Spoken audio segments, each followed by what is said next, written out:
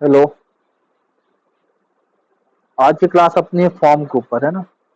जितने भी फॉर्म है उसको देखेंगे, ध्यान से देखिएगा, है ना। सभी इंपॉर्टेंट फॉर्म है, जो भी फॉर्म है ए से यू तक उसके बारे में देखेंगे, है ना। कौन सा फॉर्म किसके बारे में, ध्यान से देखिए। शुरू करते हैं, है ना। सबसे पहले अपना आता है फॉर्म ए।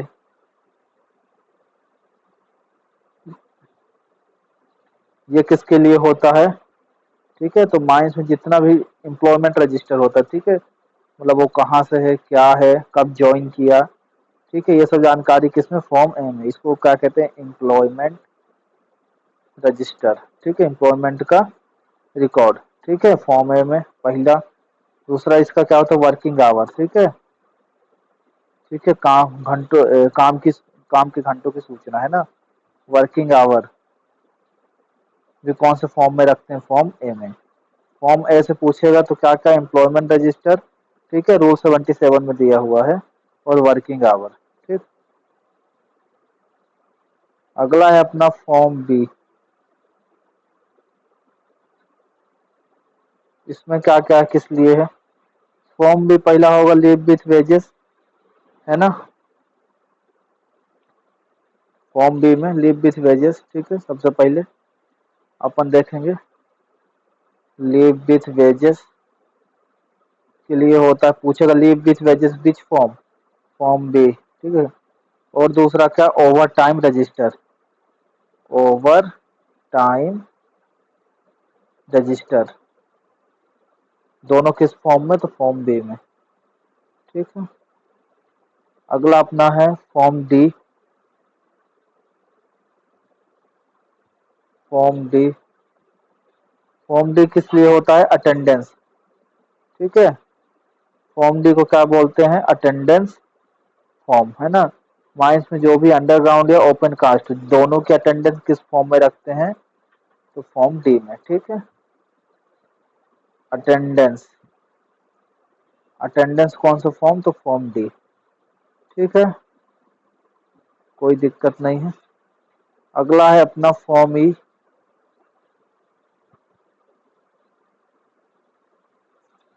किस लिए है? Register of leave with wages. ठीक है, register of leave with wages, वो क्या था? Leave with wages, form B में। और इसमें लिख के आएगा register of leave with wages. ठीक है, तो register, register of leave with wages. ठीक है, तो फॉर्म ई में। ठीक है, पहला। ठीक,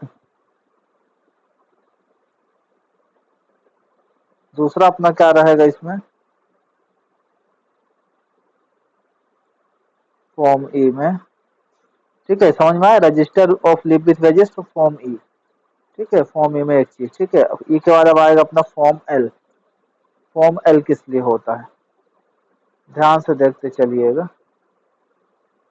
ठीक है, form L. Form L, information regarding leave with wages. ठीक है, इंफॉर्मेशन, ठीक है, information regarding leave with wages, वो क्या था? रजिस्टर। रजिस्टर बोलेगा तो फॉर्म ई। ठीक है, और इंफॉर्मेशन बोलेगा इंफॉर्मेशन लीव विथ वेजेस। ठीक है, इंफॉर्मेशन लीव विथ वेजेस तो फॉर्म एल। ठीक है, रोल में दिया है सब कुछ। ठीक है, अगला अपना क्या है? अभी एक बार रिविजन और करेंगे। फॉर्म जे। फॉर्म जे, ठीक है, फॉर्म जे। जे किस लिए होता है? तो रिपोर्टेबल एक्सीडेंट। ठीक है, रिपोर्टेबल एक्सीडेंट। रिपोर्टेबल एक्सीडेंट किस फॉर्म में रखते हैं? तो फॉर्म जे में। ठीक है, लिखते चलिएगा सब लोग। अगला अपना क्या है? फॉर्म जे के बाद क्या है? फॉर्म के। फॉर्म के किस लिए होता है? Minor accident. ठीक है, एल रिपोर्टेबल एक्सीडेंट और के माइनर एक्सीडेंट। ठीक है, ये हो गया। के बाद अब आएगा अपना form M.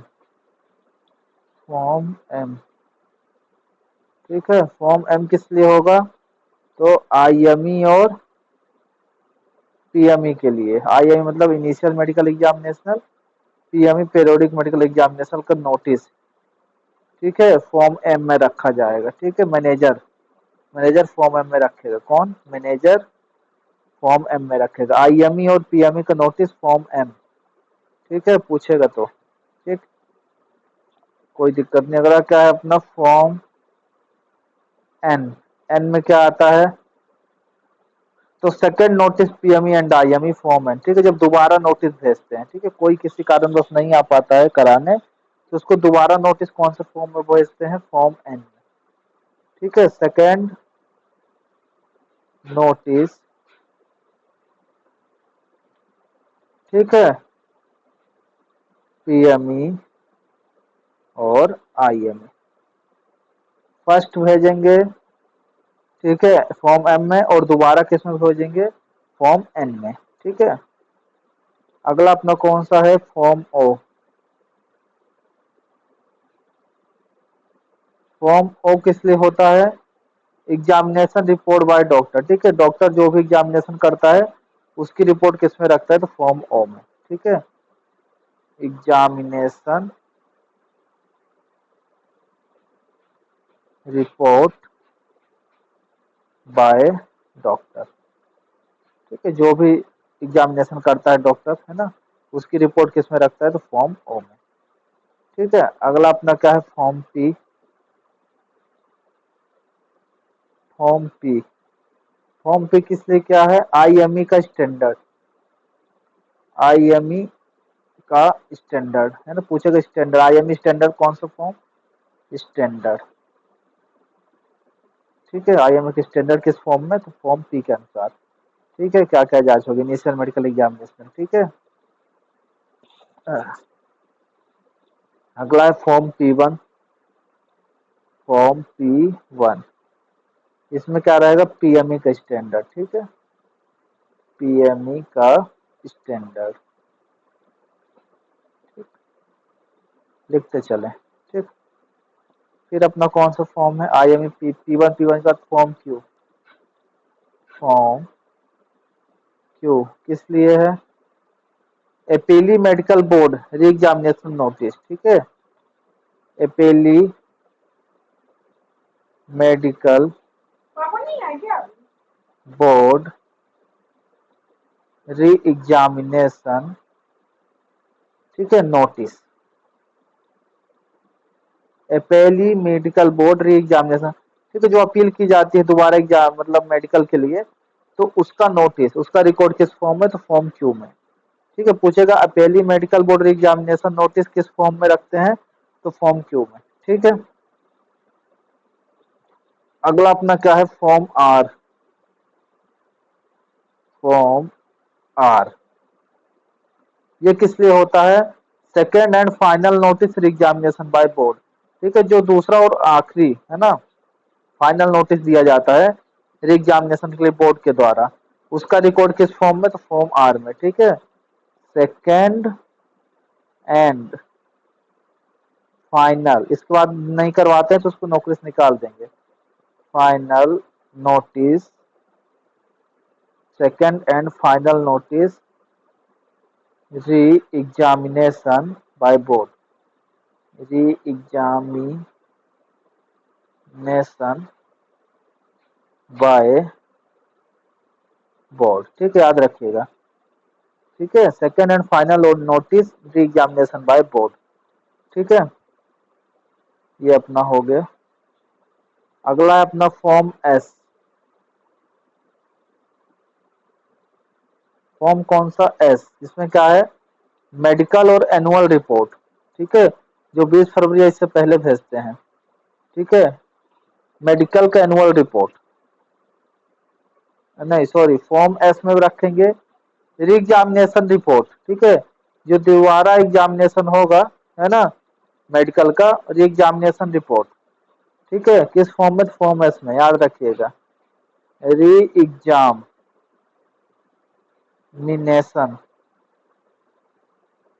Report, report, re examination report form S में, ठीक है। अब है अपना कौन सा है, तो फॉर्म टी। फॉर्म टी किस लिए होता है, तो मेडिकल का एनुअल रिटर्न किस फॉर्म में, तो फॉर्म टी में, ठीक है। प्रोडक्शन का एनुअल रिटर्न पूछता है तो फॉर्म थर्ड में। मेडिकल एनुअल रिटर्न ना, मेडिकल एनुअल रिटर्न कौन सा फॉर्म, तो फॉर्म टी, ठीक है, जो अपना 20 फरवरी से पहले भेजते हैं, ठीक। मेडिकल एनुअल रिटर्न तो फॉर्म टी। लास्ट फॉर्म है अपना फॉर्म यू, ये बहुत जरूरी है, ठीक है। तो वर्कमैन इंस्पेक्टर अपनी रिपोर्ट किस फॉर्म में लिखता है, फॉर्म यू में, ठीक है। फॉर्म यू किस लिए है, वर्कमैन अपनी रिपोर्ट, कौन, वर्क मैन इंस्पेक्टर, इंस्पेक्टर अपनी रिपोर्ट, अपनी रिपोर्ट किस फॉर्म में, तो फॉर्म यू में रखता है। तो यहाँ से हमारा फॉर्म हुआ खत्म, जितने भी फॉर्म होते थे वो आपको बता दिए, ठीक है। अब थोड़ा सा क्या देखेंगे, रिवीजन कर लेते हैं एक बार, ठीक है। माइंड रूल का क्या क्या पढ़ा है आज तक, ठीक है। माइंड रूल का फुल रिवीजन जल्दी से फटाफट एक बार डिटेल में पढ़ा चुके हैं, ठीक है। माइंड रूल कब बना है अपना, ठीक है। तो पहला क्वेश्चन 2 जुलाई कब बना, 1955, ठीक है। दूसरा question, mind rule mine act के किस सेक्शन के आधार पर बनता है, तो सेक्शन 58, ठीक है। माइन एक्ट 1952 के सेक्शन 58, ठीक है। रूल कहाँ कहाँ अलाउ है, तो सब माइंस में अलाउ है। ऑयल मेटल और कोल तीनों के लिए रूल है, ठीक है। कब बना ये भी बता दिए, ठीक है। रूल कौन बनाया, तो सेंट्रल गवर्नमेंट गवर्नमेंट द्वारा बनाया जाता है रूल, ठीक है। इतने क्वेश्चन बने, ठीक है। फिर मैनेजर किस सेक्शन का अधीन नियुक्त होता है, सेक्शन 17, है ना, सेक्शन 17, ठीक है। कोर्ट ऑफ इंक्वायरी किस सेक्शन के अनुसार, सेक्शन 24 पूछता है तो, ठीक है।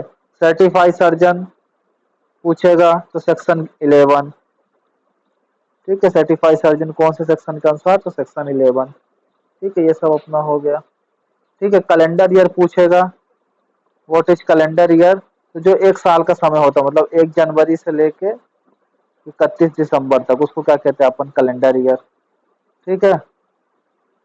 फिर अब आपका आता है कमेटी, कमेटी कौन बनाता है, तो सेंट्रल गवर्नमेंट बनाती है, ठीक है। माइन एक्ट के किस सेक्शन के आधार पर कमेटी बनती है, तो सेक्शन 12 के आधार पर, ठीक है। इतनी चीजें हुई, ठीक है। कमेटी का कार्यकाल कितने साल का होता है, तो 3 साल का, कमेटी का कार्यकाल, है ना, 3 साल का होता है। कमेटी का सेक्रेटरी कौन नियुक्त करता है, तो कमेटी का सेक्रेटरी चीफ इंस्पेक्टर के द्वारा नियुक्त किया जाता है, ठीक है। अगला क्वेश्चन बनेगा, ठीक है। कमेटी में अगर किसी को रिजाइन देना है तो किसको देगा, तो किसको देगा, चेयरमैन को देगा, ठीक है। अगर चेयरमैन को खुद देना है तो कौन देगा, किसको देगा, तो सेंट्रल गवर्नमेंट को देगा, ठीक है। ये हो गया इतना, ठीक है। अगर क्वेश्चन बनेगा कि अगर कितने महीने से ज्यादा कोई एब्सेंट है तो उसका रिजाइन, कमेटी का मेंबर कितने महीने से ज्यादा के लिए एब्सेंट है तो उसका रिजाइन स्वयं मान लिया जाएगा, तो 6 महीने से ज्यादा के लिए अगर एब्सेंट है तो, ठीक है, मोर देन 6 मंथ, ठीक है। यहाँ तक हो गया अपना,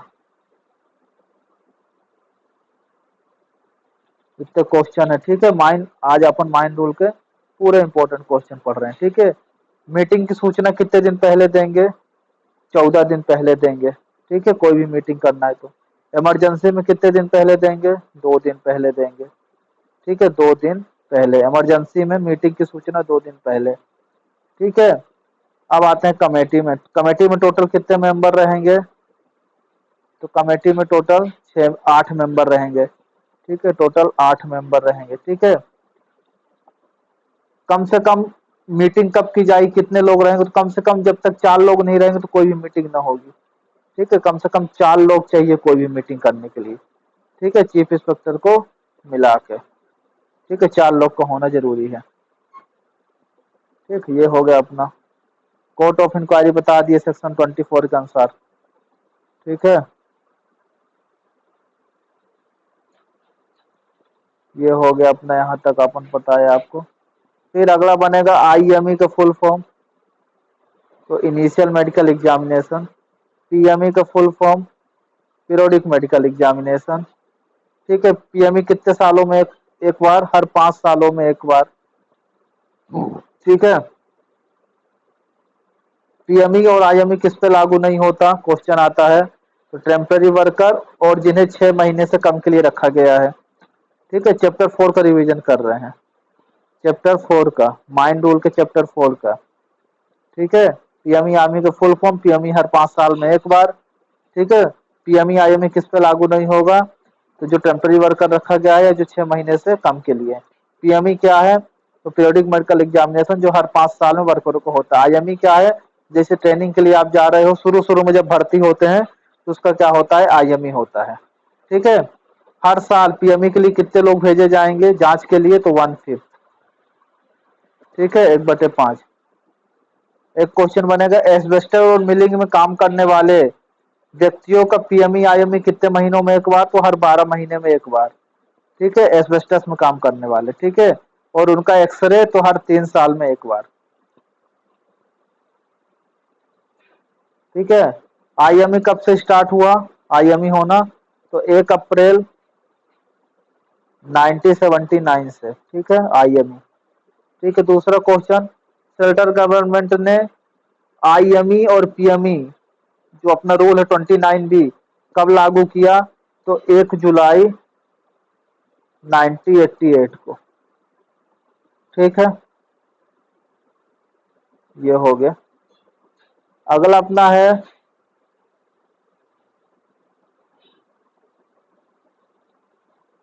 अगर किसी की डॉक्टरी जांच कराना है तो माइंस का मैनेजर कितने दिन पहले नोटिस देगा और किस फॉर्म में भर के देगा? तो 20 दिन पहले देगा, फॉर्म एम में। ठीक है, अभी बताए भी थे फॉर्म में। ठीक है, डॉक्टर अपनी जांच किस रिपोर्ट में रखेगा? किस फॉर्म में रखेगा अपनी रिपोर्ट? ठीक है, जांच की रिपोर्ट फॉर्म ओ में, अभी बताए थे। ठीक है, अगर कोई व्यक्ति जांच नहीं करवाता है, ठीक है, किसी कारण से, तो उसको दोबारा नोटिस कम से कम कितने दिन पहले देना है? तो 10 दिन पहले देना है ना, अगर कोई जांच नहीं करवाता है। और किस फॉर्म में दोबारा देंगे? अभी बताए थे, फॉर्म एन में दोबारा, है ना। ठीक, डॉक्टर की जो दोबारा जांच होगी वो किस फॉर्म में रखेंगे? फॉर्म पी में। ठीक है,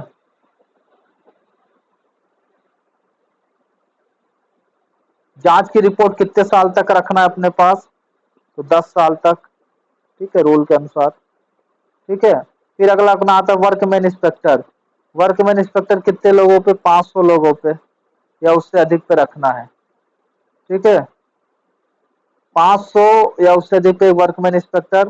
ठीक है, ठीक है, 500 से या 500 से 1500 के बीच में 3। ठीक है, कितने वर्कमैन इंस्पेक्टर रखेंगे अपन? तो 3 रखेंगे, एक माइनिंग का, एक मैकेनिकल का और एक इलेक्ट्रिकल का। ठीक है ना। ठीक है, 500 या 500 अधिक लोगों पे वर्कमैन इंस्पेक्टर। ठीक है, कितने वर्कमैन इंस्पेक्टर? 3, माइनिंग, मैकेनिकल का और इलेक्ट्रिकल का। ठीक है, 1500 तक 3 ही रहेंगे अपने, और 1500 के बाद हर 1000 पे एक बढ़ेगा। जैसे अपना 2500, तो कितने हो जाएंगे? 4, पर सिर्फ किसका बढ़ेगा? माइनिंग का। ठीक है, मैकेनिकल और इलेक्ट्रिकल के हरदम उतने ही रहेंगे। ठीक है, फिर वर्कमैन इंस्पेक्टर का कार्यकाल कितने साल का होता है? तो 3 साल का। ठीक है, वर्कमैन इंस्पेक्टर बनने के लिए कितना एक्सपीरियंस चाहिए? तो 5 साल का। ठीक है, और उसी माइंस में कम से कम 2 साल का, जिस माइंस के लिए बनाया जा रहा है। ठीक है, हफ्ते में कितने दिन काम करेगा वर्कमैन इंस्पेक्टर? 2 दिन। ठीक है, इतने क्वेश्चन बनते हैं। ठीक है, वर्कमैन इंस्पेक्टर की रिपोर्ट के कितने दिन के अंदर एक्शन लेंगे ओनर एजेंट मैनेजर? तो 15 दिन के अंदर। ठीक है, अब सेफ्टी कमेटी कितने लोगों पे? 100 लोग से ज्यादा पे क्या बनाना है? Safety committee.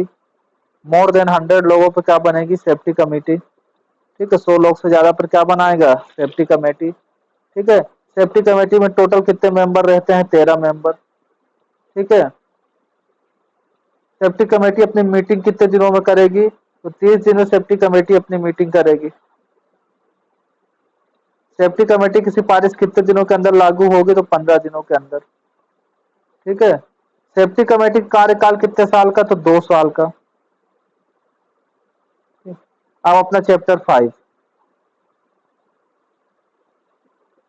ठीक है, क्वांटिटी ऑफ ड्रिंकिंग वाटर। ठीक है, एक शिफ्ट में एक आदमी के लिए पीने के लिए कितना पानी चाहिए? 2 लीटर। ठीक है, अगर टेम्परेचर ज्यादा है, वेटेबल टेम्परेचर ज्यादा है तो कितना लगेगा? 3 लीटर। ठीक है, अगर टेम्परेचर ज्यादा, नॉर्मल 2 लीटर हर एक आदमी को चाहिए। ठीक है, अगर 100 लोग से ज्यादा काम कर रहे हैं तो मैकेनिकली कूल्ड वाटर की व्यवस्था होगी। पूछेगा मैकेनिकली कूल्ड वाटर की व्यवस्था कब करना है? जब 100 लोग से ज्यादा काम कर रहे हैं। ठीक है, फिर अपना रहेगा,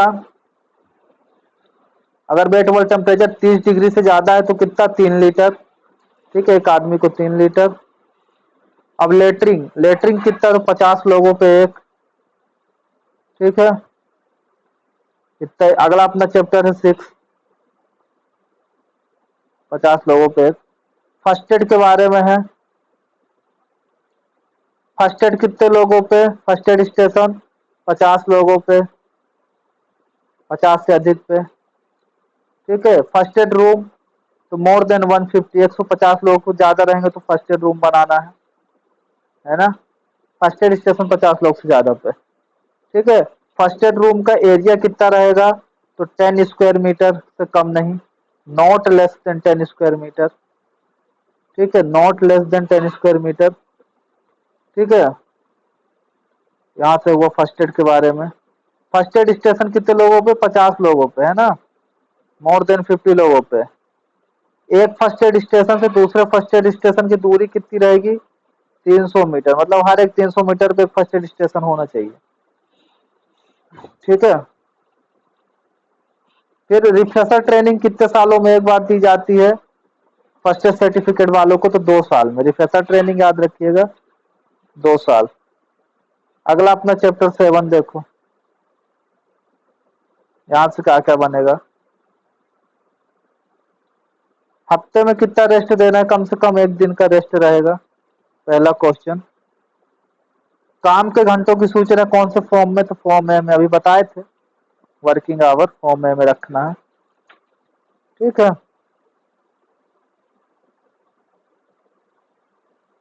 इमरजेंसी में कितने घंटों काम लिया जा सकता है? तो 12 घंटे का, 12 घंटों से अधिक काम नहीं लगाया जाएगा। ठीक है, इमरजेंसी में नॉर्मल 10 घंटे काम के लिए हैं। ठीक है, 10 घंटे काम कर सकते हैं। ठीक है, इमरजेंसी में 12 घंटों से ज्यादा नहीं। ठीक है, अप्रेंटिस और ट्रेनिंग के लिए क्वेश्चन आता है, कितने वर्ष के लोगों के लिए लगाया जाएगा एजेंट द्वारा, ओनर द्वारा? तो 16 से 18 वर्ष के लोगों के लिए अप्रेंटिस और ट्रेनिंग में नियोजित किया जाएगा। ठीक है, जो 16 से 18 वर्ष के, उससे कम नहीं। फिर अगला चैप्टर 8 है लीव विथ वेजेस। ठीक है, लीव विथ वेजेस कौन सा फॉर्म? तो फॉर्म ई। ठीक है, लीव विथ वेजेस कितने साल तक संभाल के रखा जाएगा? 2 साल तक। ठीक है, अगला information regarding leave with wages तो फॉर्म एल। ठीक है, लीव विथ वेजेस पूछेगा तो फॉर्म ई, इंफॉर्मेशन पूछेगा तो form E, form L, sorry, form L. ठीक है, ओवर टाइम रजिस्टर कौन सा होता है? ओवर टाइम 30 मिनट से अगर ज्यादा काम कर रहा है तो उसको क्या मिलेगा? Over time. पूछेगा कितने मिनट से ज्यादा? तो 30 मिनट से अगर ज्यादा काम करेगा तो ओवर टाइम। ओवर टाइम के लिए कौन सा रजिस्टर है? फॉर्म, कौन सा फॉर्म है? तो फॉर्म बी, अभी बताए थे। ठीक है, अगला है अपना चैप्टर 9। यहाँ से क्या, शेल्टर कितने लोगों पे? तो 50 से ज्यादा लोगों पे शेल्टर बनाना है। ठीक है, शेल्टर के लिए एरिया कितना होना चाहिए? तो 14 स्क्वायर मीटर से कम नहीं। ठीक है, फर्स्ट रूम के लिए कितना? 10। शेल्टर के लिए कितना? 14। ठीक है, ओपन कास्ट में शेल्टर कितने लोगों पे? तो 25 लोगों पे ना, मोर देन 25 पे। ठीक है, इतने क्वेश्चन हुए। ठीक है, बाकी अब फिर कल देखते हैं।